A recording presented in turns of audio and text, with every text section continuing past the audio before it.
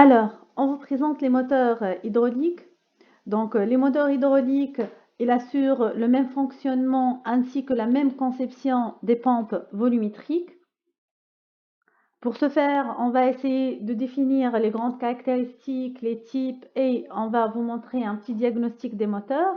Donc, un moteur hydraulique, c'est un actionneur qui va transformer l'énergie hydraulique en une puissance mécanique.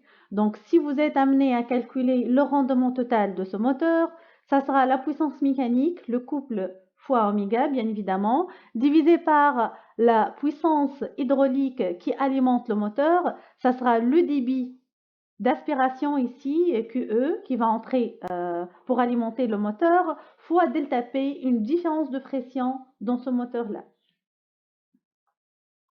Alors, où on va trouver le moteur? On va trouver le moteur dans la partie actionneur. Donc là, on a la première partie, c'est ce bloc-là pour la centrale hydraulique.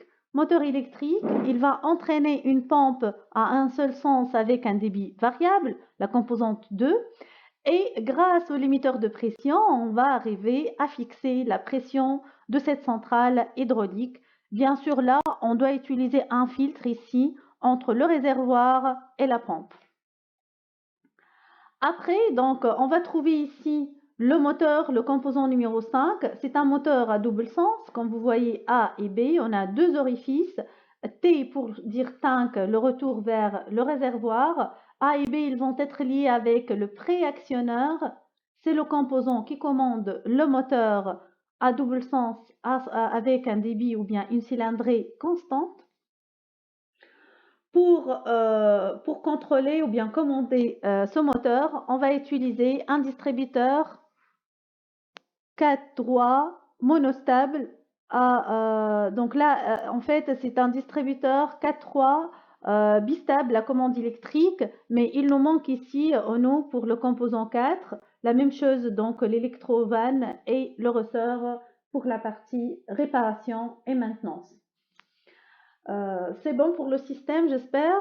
Donc, pour les grandeurs associées au moteur, on a le couple du moteur, le débit qui alimente le moteur et le débit de retour vers le réservoir, la vitesse de rotation N, la puissance mécanique et la puissance hydraulique. Et bien évidemment, pour les rendements, on va définir un rendement total et un rendement volumétrique et un troisième hydromécanique. Alors, donc, pour le couple, vous pouvez utiliser la même formule de la pompe. Il suffit d'inverser l'entrée par rapport à la sortie, puisque ça va être le même régime. Sinon, vous pouvez utiliser cette équation. Donc, le débit maintenant, le débit théorique moyen de la pompe, il est égal à la cylindrée du moteur fois N, la vitesse ou bien la fréquence de rotation du moteur. Il est placé par rapport à la sortie. Là, le débit moyen réel, donc c'est par rapport à la phase liée au réservoir qu'on peut mesurer ou bien placer un débitmètre pour définir QS. Comme vous voyez là, c'est inversement proportionnel à la pompe. Pour la pompe, c'était QE qui est égal à la cylindrée de la pompe fois N, la vitesse du moteur électrique. Mais pour le moteur hydraulique, le débit réel, le débit QS, le débit de sortie, elle est égale à la cylindrée du moteur fois N, la vitesse du moteur hydraulique. Alors, donc on passe maintenant vers le second grandeur. Donc, on va définir le débit moyen sortant comme étant le débit du moteur en pratique. On peut le mesurer par un débitmètre, comme je vous ai dit tout à l'heure. Le deuxième critère, c'est la vitesse de rotation. Donc, N, tout simplement, elle est égale à oméga égale à 2πn sur 60, ou bien on a le débit, il est égal à la cylindrée fois N. Donc là, il suffit de débarrasser, vous pouvez garder N égale au débit divisé par la cylindrée.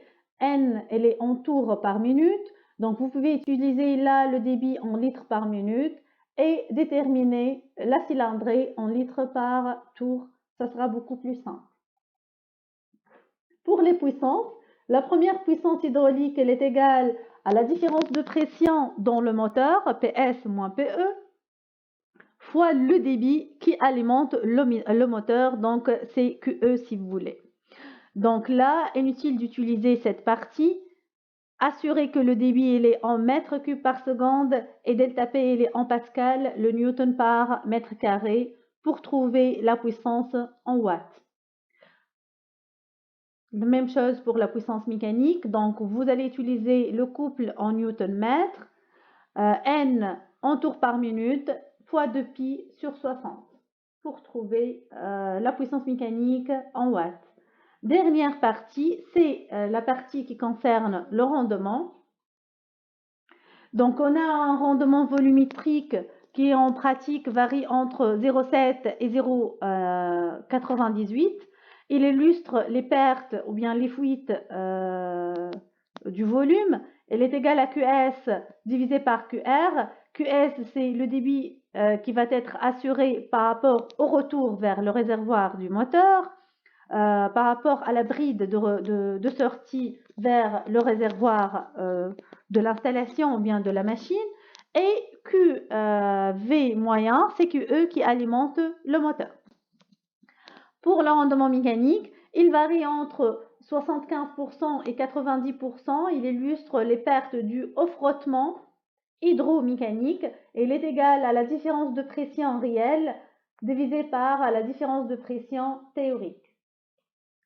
Et finalement, le rendement total qui illustre la perte de l'énergie due à la chaîne de puissance, à la chaîne de transmission de puissance. Elle est égale au produit des deux rendements, volumétrique fois mécanique, ou bien elle est égale au rapport de la puissance mécanique divisé par la puissance hydraulique. Fois 100 si vous voulez ou bien vous désirez déterminer le rendement en pourcentage. Donc, essayez toujours de vérifier par rapport au schéma l'entrée, les paramètres d'entrée et les paramètres de sortie. Et quand vous voyez n'importe quel type de rendement, ça sera toujours la sortie par rapport à l'entrée. Donc, vous devrez toujours s'assurer que vous êtes en train de manipuler les bonnes valeurs. Bonne révision!